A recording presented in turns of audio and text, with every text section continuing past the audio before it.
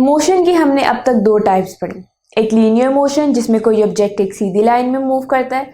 Second हमने पढ़ी circular motion जिसमें कोई ऑब्जेक्ट एक सर्कल में मूव करता है। अब हम मोशन की थर्ड टाइप भी पढ़ते हैं। आसान अल्फाज में हम उसे वाइब्रेशन कहते हैं। आप ये एक हारमोनियम देख सकते हैं और ये एक म्यूजिकल इंस्ट्रूमेंट है और इसके अंदर केबल्स और वायर्स होती हैं जिसको जब म्यूजिशियन अपनी पोजीशन से डिस्प्लेस करता है यानी उन्हें मूव करता है तो एक म्यूजिक क्रिएट होता है। अब अगर मैं इसकी एक वायर ले लूं और ये दोनों एंड्स पे फिक्स्ड है और इसे यहाँ से पकड़ के सेंटर से डिस्प्लेस करूं यानी मूव करूं और छोड़ दूं तो ये वाइब्रेट होने लग जाएगी। तो ये आसान अल्फाज में वाइब्रेशन है या हम इसे सिंपल हार्मोनिक मोशन भी कह सकते हैं।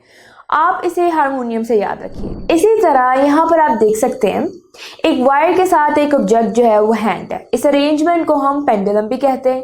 अगर इसको पकड़कर हम इसकी पोजीशन से दूर ले जाएं और छोड़ दें तो ये एक वाइब्रेटरी मोशन करने लग जाएगा। इसी तरह आप ये देख सकते हैं ये एक रूलर है जिसे हमने एक पोजीशन पे फिक्स किया हुआ है। अगर इसे हम यहाँ से पकड़ के छोड़ेंगे तो ये भी अपनी पोजीशन से वाइब्रेट करने लग जाएगा। इसी तरह अगर स्टील की बॉल को इस प्याले नुमा बर्तन में फेंके तो ये भी एक खास मोशन में मूव करने लग जाएगी। तो इस तरह की मोशन को हम वाइब्रेटरी या सिंपल हार्मोनिक मोशन भी कह सकते हैं। अब हम इनको जरा मजीद डिटेल में इन मोशंस को पढ़ते हैं। यहाँ पर एक पेंडुलम है और एक स्प्रिंग है। हम पेंडुलम वाले के साथ अपनी एग्जाम्पल को आगे बढ़ाते हैं। मैं इस ऑब्जेक्ट पे एक फोर्स लगाकर इसको इस पोजीशन तक लेकर आती हूँ और छोड़ देती हूँ।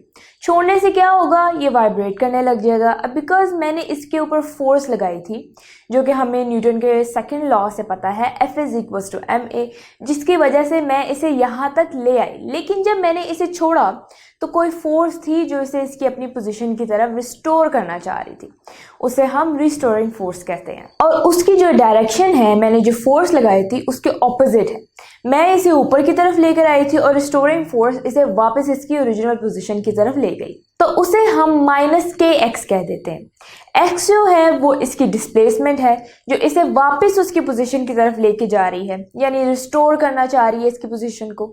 तो अब अगर हम ये दोनों फॉर्मूले को इक्वेट कर दें तो -kx = ma, यहाँ से अगर मैं एक्सेलरेशन की वैल्यू निकालूं तो वो आएगी -k/m × x। x जो है इसकी डिस्प्लेसमेंट है तो हमें यहाँ से k/m जो है वो कांस्टेंट है। तो a is always directly proportional यानी acceleration is always directly proportional to the opposite of displacement। इस सिंपल हार्मोनिक मोशन या वाइब्रेटरी मोशन की कुछ खुसूसियात है वो वन बाय वन देखते हैं।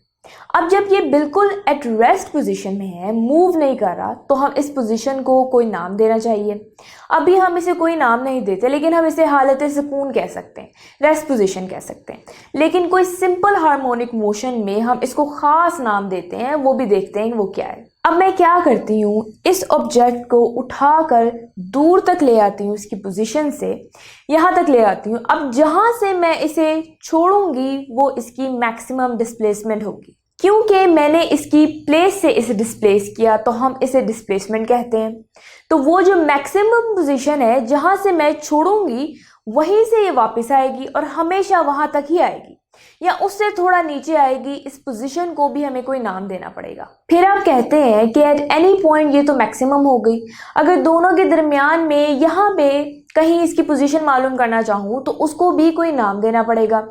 तो हम क्या करते हैं, जो इसकी रेस्टिंग पोजीशन होती है हम उसे मीन पोजीशन कह देते हैं और जो मैक्सिमम डिस्प्लेसमेंट होता है जहाँ तक हम इसे मैक्सिमम ऊपर जाके छोड़ दें उसे हम इसका एम्पलीट्यूड कहते हैं। मीन पोजीशन पे ये एक प्लेस पे जैसे ही मैंने इसे फोर्स लगाई तो फोर्स इज डिस्प्लेसिंग इट। जैसे जैसे मैं इसे फोर्स लगाती जा रही हूँ फोर्स इसे डिस्प्लेस कर रही है। मोर फोर्स मतलब more displacement. The maximum displacement is amplitude. ये आपने इसकी डेफिनेशन इस तरह याद रखनी है। जहां पर भी हम इसे मैक्सिमम पोजीशन देकर छोड़ेंगे वो इसका एम्पलीट्यूड होगा। और मैंने कहा था अगर हम मैक्सिमम और मीन के दरमियान में कहीं इसकी पोजीशन मालूम करना चाहें या इसकी डिस्प्लेसमेंट मालूम करना चाहते हैं एट एनी पर्टिकुलर इंस्टेंट, यानी इस वक्त अगर मैं कहूँ